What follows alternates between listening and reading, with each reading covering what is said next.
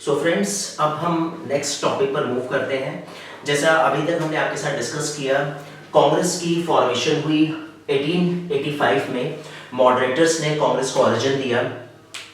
1885 से लेकर जैसा हमने आपको बताया था 20 इयर्स अप्रॉक्स, यानी 1905 तक का जो टाइम फ्रेम था, इसको हम मॉडरेटर्स यानी नरम दल के पॉइंट ऑफ व्यू से हम इसको जानते हैं।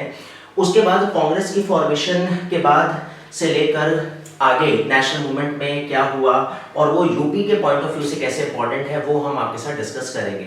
तो सबसे पहले दोस्तों आपको ये बताना चाहेंगे कि खिलाफत आंदोलन एक बहुत इंपॉर्टेंट आंदोलन था राष्ट्रीय आंदोलन में, और इसकी शुरुआत कैसे हुई और इसके जो बीज थे वो किस इंसिडेंट में, किस घटना में जुड़े हुए थे, वो हम आपके साथ डिस्कस करेंगे। क्योंकि खिलाफत आंदोलन की जो प्रारंभिक भूमि रही, जो उसका ग्राउंड रहा, वो उत्तर प्रदेश रहा। और जैसा हमने आपको बताया, खिलाफत आंदोलन के बारे में जैसा हमने यहाँ पे लिखा है, 20 जून 1920 को खिलाफत मूवमेंट स्टार्ट हुआ और कहा जाता है कि प्रयागराज में इसका पहला सेशन हुआ। महात्मा गांधी को इसका अध्यक्ष बनाया गया, इसका चेयरमैन बनाया गया। और खिलाफत आंदोलन की जो पूरी पृष्ठभूमि है, जो उसकी पूरी रूपरेखा है, उसकी जो जन्मस्थली या एक तरह से आप बोल सकते हैं उसकी कर्मस्थली, वो लखनऊ रही। तो उत्तर प्रदेश के जीके के पॉइंट ऑफ व्यू से खिलाफत आंदोलन बहुत इंपॉर्टेंट है। लेकिन खिलाफत आंदोलन की शुरुआत कैसे हुई, वो आपके साथ डिस्कस करेंगे। दोस्तों, जैसा हमने आपको बताया था, 1885 में कांग्रेस की फॉर्मेशन हुई। 1905 तक कांग्रेस में कुछ खास नहीं हुआ, क्योंकि मॉडरेटर्स, जैसा हमने आपके साथ डिस्कस किया था, ट्रिपल पी की एक थ्योरी रही। पब्लिक जो एक प्रेयर का स्टाइल था, पेटिशन थी और प्रोटेस्ट, ये जो एक ट्रिपल पी की थ्योरी थी, ये मॉडरेटर्स ने फॉलो की। और कहा जाता है कि जनता में, पब्लिक में एक मैसेज ये दिया जाता था कि कांग्रेस के मंच से हम उन मुद्दों को उठाएंगे जो एक आम जनता जनार्दन से जुड़े हुए मुद्दे होंगे। यानी इसमें कोई इंडिविजुअल, कोई व्यक्तिगत कोई समस्या या कोई प्रॉब्लम का कोई इशू हम लोग रेस नहीं करेंगे। तो ट्रिपल पी की एक थ्योरी 1905 तक चलती रही। 1905 में एक बहुत बड़ी घटना हुई जिसको हम लोग 1905 में, जिसको हम लोग बंगाल पार्टीशन, बंगाल विभाजन के नाम से जानते हैं। ये घटना बहुत इंपॉर्टेंट है नेशनल मूवमेंट के हिसाब से। बंगाल का विभाजन हुआ, और अगर मैं इसको मैप में आपके साथ शो करूं तो ये जो उस समय पूरी बंगाल प्रेसिडेंसी थी, इसको इन्होंने ईस्ट और वेस्ट बंगाल में इसको सेपरेट कर दिया। और यही वो टाइम पीरियड था जब कुछ एक्सट्रीमिस्ट इसमें ज्वाइन हुए कांग्रेस में, जैसे बाल, पाल, लाल और घोष, जैसे लाला लाजपत राय, विपिन चंद्र पॉल, बाल गंगाधर तिलक, अरविंदो घोष।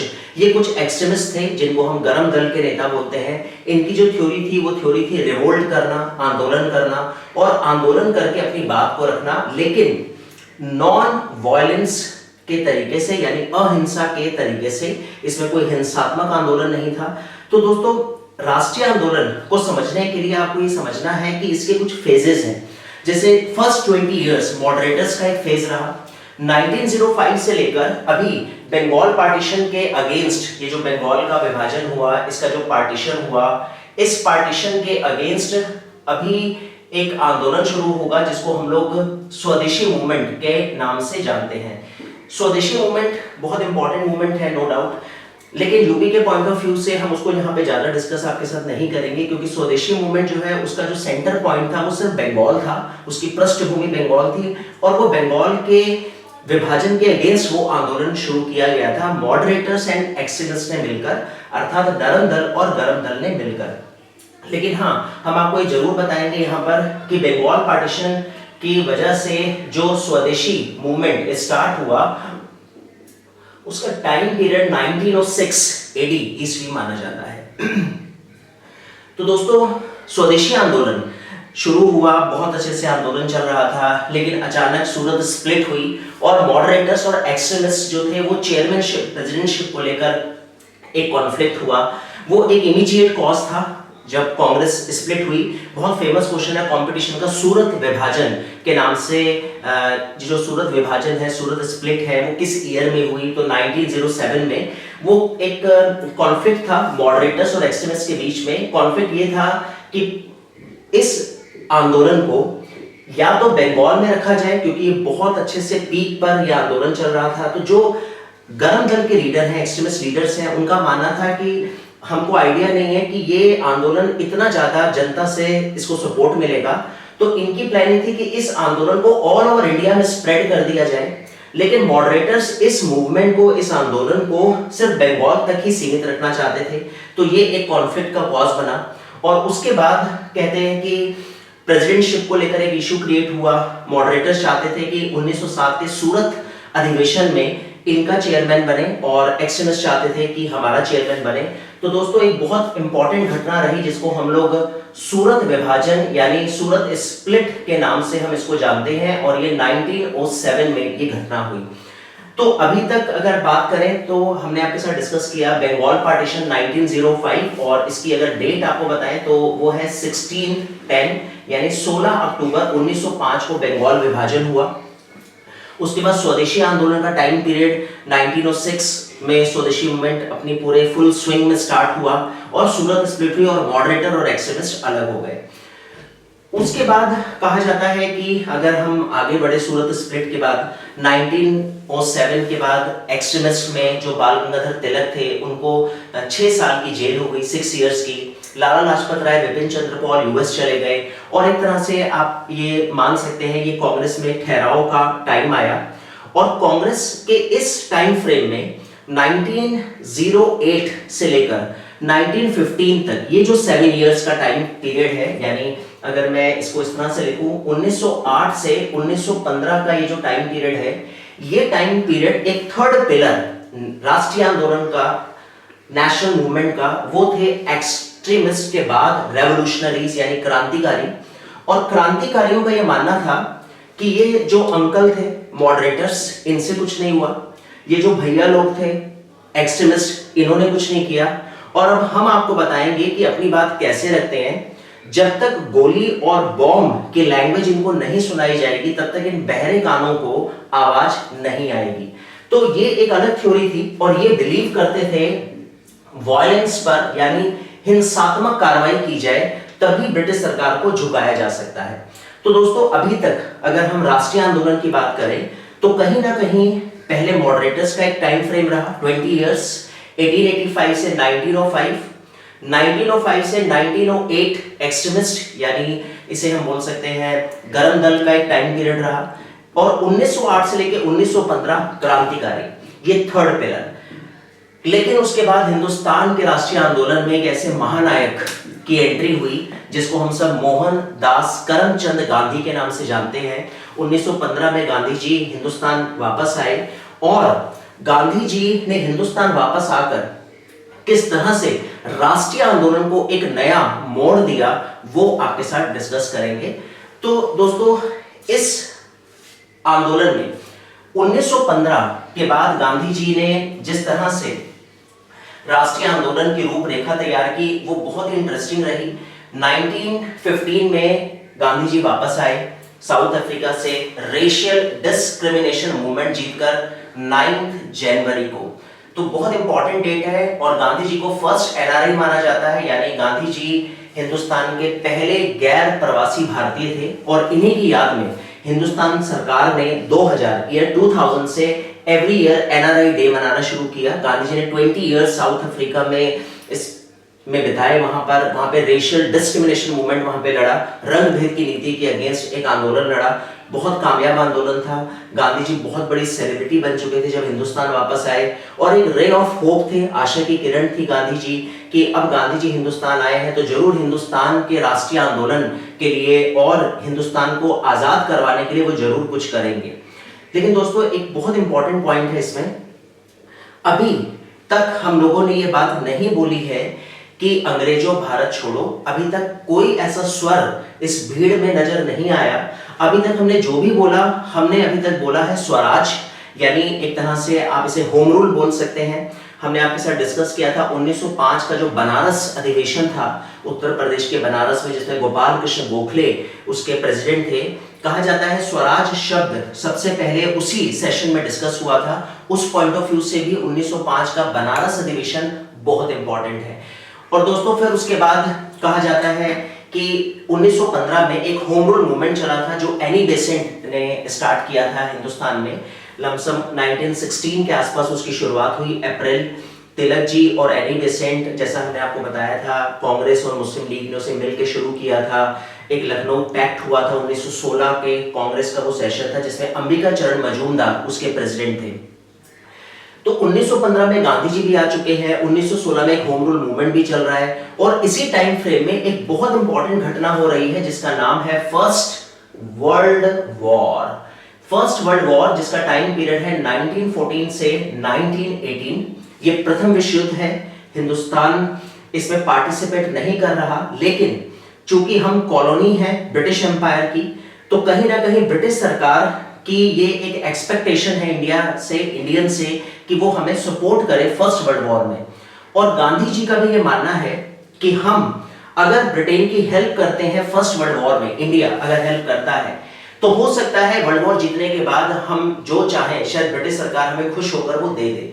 और ये एक्सपेरिमेंट गांधी जी यूज कर चुके हैं। साउथ अफ्रीका में एक बोअर वॉर हुई थी बड़ी फेमस, और वो बोअर वॉर डच और ब्रिटिश गवर्नमेंट के बीच में हुई थी। गांधी जी ने उसमें एक बहुत अच्छे से एक एम्बुलेंस सर्विस गांधी जी ने स्टार्ट की थी। ब्रिटिश आर्मी के जो भी सोल्जर उसमें घायल होते थे उनको फर्स्ट एड देते थे और उनकी हेल्प करते थे। और फिर ब्रिटिश सरकार काफी खुश हुई गांधी जी से। गांधी जी की बहुत सारी डिमांड्स बोअर वॉर जीतने के बाद मान ली गई। यही एक्सपेरिमेंट गांधी जी यहां यूज करना चाहते हैं फर्स्ट वर्ल्ड वॉर में, और वो चाहते हैं कि पूरी तरह से भारत और कांग्रेस, इंडियन नेशनल कांग्रेस और इनफैक्ट मुस्लिम लीग भी ब्रिटेन की हेल्प करे इस फर्स्ट वर्ल्ड वॉर में। तो दोस्तों यहीं से ये टॉपिक शुरू होता है खिलाफत आंदोलन का।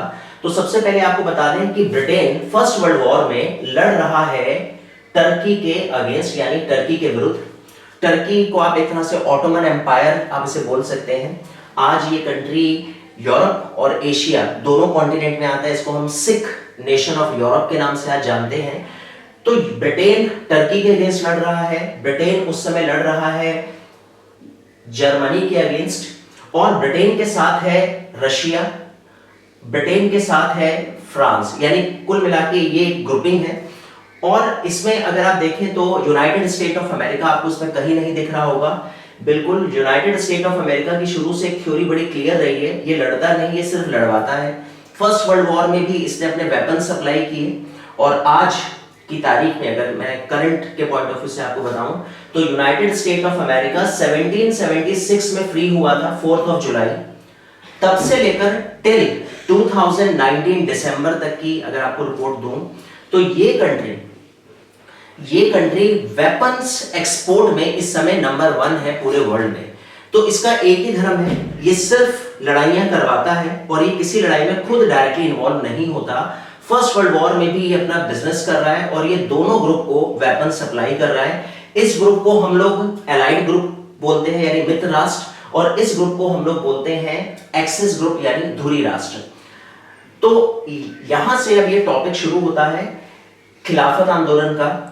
गांधी जी का ये मानना है कि अगर हिंदुस्तान की मुस्लिम लीग हेल्प करे ब्रिटेन की फर्स्ट वर्ल्ड वॉर में तो बहुत अच्छा होगा, क्योंकि मुस्लिम लीग के जो इस समय चेयरमैन हैं, जैसा मुस्लिम लीग का आपको ओरिजिन बता दें, 1906 में मुस्लिम लीग का ओरिजिन हुआ, और इसकी कमान अभी जो टाइम फ्रेम चल रहा है 14, 15, 16, 18, जिन्ना जी के हाथ में मुस्लिम लीग की कमान है, ये उसके प्रेसिडेंट हैं। गांधी जी का मानना है कि मुस्लिम लीग भी ब्रिटेन की हेल्प करे, लेकिन आप समझ सकते हैं मुस्लिम लीग के सामने एक बहुत बड़ा संकट है, और उस संकट का कारण ये है कि टर्की में उस समय खलीफा, इनका जो धर्म गुरु है, वो टर्की में बैठते थे और ब्रिटेन टर्की के अगेंस्ट लड़ रहा है। और अगर मुस्लिम लीग ब्रिटेन की हेल्प करती है तो एक तरह से ये लोग टर्की के अगेंस्ट, यानी अपने खलीफा के अगेंस्ट लड़ाई लड़ रहे हैं। तो गांधी जी को इन्होंने अपनी समस्या बताई। गांधी जी ने कहा कि बात आपकी बिल्कुल ठीक है, तो छोड़ सकते हैं, आप ब्रिटेन की हेल्प ना करें। लेकिन जिन्ना जी ने कहा कि सर एक रिक्वेस्ट है, हमें ये बात पूरी तरह से पता है कि इस वॉर में ब्रिटेन जीतेगा और ये ग्रुप इस वॉर में हारेगा, तो आप एक कमिटमेंट ले लें ब्रिटेन से, इनके वॉइसरॉय से, इनके इंडियन सेक्रेटरी से जो लंदन में बैठते हैं, कि अगर ये लोग जीते तो ये यहाँ की खिलाफत को टच नहीं करेंगे, उसको पनिश नहीं करेंगे। तो अगर ये ऐसा करते हैं तो हम ब्रिटेन की हेल्प करेंगे, क्योंकि हमें पता है कि ब्रिटेन इस वॉर को जीतेगा। गांधी जी ने कहा कि मैं ब्रिटिश सरकार से पूछ लेता हूं कि इस शर्त पे मुस्लिम लीग आपकी हेल्प करेगी। गांधी जी ने ब्रिटिश एम्पायर से पूछा, ब्रिटिश सरकार ने बिल्कुल भरोसा दिया कि हम टर्की को कुछ नहीं कहेंगे, और मुस्लिम लीग और कांग्रेस ने ब्रिटेन की हेल्प करी। फर्स्ट वर्ल्ड वॉर ब्रिटेन जीत गया, और जीतने के बाद ही टर्की की खिलाफत को पनिश करना शुरू कर दिया ब्रिटिश सरकार ने, ब्रिटिश हुकूमत ने।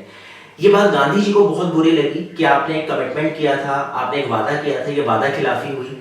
और इंडियन मुस्लिम जो मुस्लिम लीग के साथ जुड़े हुए थे, उन्होंने इस बात से नाराज होकर खिलाफत आंदोलन, खिलाफत मूवमेंट की स्टार्ट की, जिसका ओरिजिन 20 जून 1920 में हुआ, और प्रयागराज में गांधी जी को इसका सर्वसम्मति से अध्यक्ष बना दिया गया। तो बहुत इंपॉर्टेंट रहा प्रयागराज की ये लोकेशन यूपी जी के पॉइंट ऑफ व्यू से। और खिलाफत आंदोलन के जो नेता थे वो थे मौलाना मोहम्मद अली एंड शौकत अली, और इनके साथ जुड़े हुए थे मौलाना अब्दुल कलाम आजाद। ये तीन मेन लीडर थे खिलाफत आंदोलन के। और कहा जाता है खिलाफत आंदोलन के जो इंपॉर्टेंट पॉइंट्स थे वो पॉइंट्स थे 3: to protect holy places of Turkey, to restore territories of Turkey, to restore Ottoman empire. यानी इन नटशेल अगर मैं इसका सार बताऊं तो सार यही है कि आप टर्की की खिलाफत को, टर्की के खलीफा को पनिश ना करें, उसके साथ कोई दुर्व्यवहार ना करें, क्योंकि आपने हमारे खलीफा की मुखालफत की है, इसी वजह से खिलाफत आंदोलन है। और मुस्लिम लीग इस बात को बहुत अच्छे से जानती थी कि गांधी जी की कोई गलती नहीं है, ये क्लेवरनेस, ये जो चालाकी है ये ब्रिटिश सरकार ने दिखाई, इसलिए मुस्लिम लीग की गांधी जी से कोई नाराजगी नहीं थी। और यही कारण है कि उन्होंने प्रयागराज कॉन्फ्रेंस में गांधी जी को इसकी कमान हैंडओवर की। तो दोस्तों, इसके बाद खिलाफत आंदोलन बहुत अच्छे से शुरू हुआ और पूरी मुस्लिम लीग एकजुट हो गई, और गांधी जी का मानना था कि कांग्रेस भी खिलाफत आंदोलन को सपोर्ट करे, ताकि मुसलमानों को ये लगे कि कांग्रेस भी उनके साथ उनकी समस्या के समय कंधे से कंधा मिलाकर खड़ी हुई है।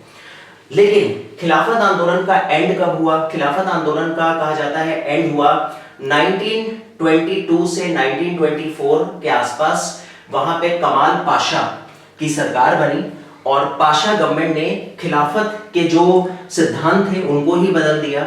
और कहा जाता है वहां पे एक उदारवादी लिबरल गवर्नमेंट जब स्टैब्लिश हो गई, और बहुत अच्छे से वहां की जनता की केयर करनी शुरू की गई, क्योंकि खिलाफत जो थी एक कंजर्वेटिव गवर्नमेंट थी।